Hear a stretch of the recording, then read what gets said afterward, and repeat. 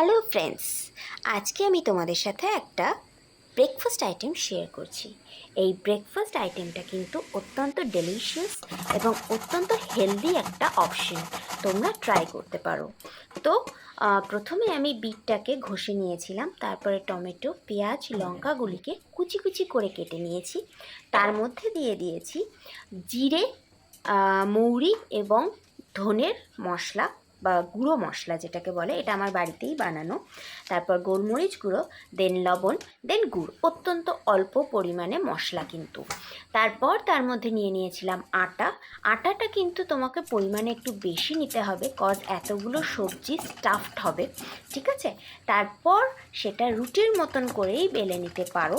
তেলে আমি বেলিনি, আমি আটা দিয়ে বেলেছি। তোমরা চাইলে তেলে বেলতে পারো, কোনো প্রবলেম নেই, কারণ আমি চেয়েছিলাম আমার ব্রেকফাস্টটা অত্যন্ত লাইট হোক, তো আমি তেলটা একদম অল্প ইউজ করেছিলাম।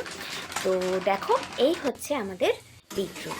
দেন একটু আচার, ম্যাঙ্গো পিকেল নিয়ে নিয়েছিলাম, সরি এটা মিক্সড পিকেল ছিল, নিয়ে তারপর সেটাকে আমরা সুন্দর করে দুজন মিলে এনজয় করেছিলাম এবং আমার হাজব্যান্ডের এটা দারুণ পছন্দ হয়েছিল। Thank you so much.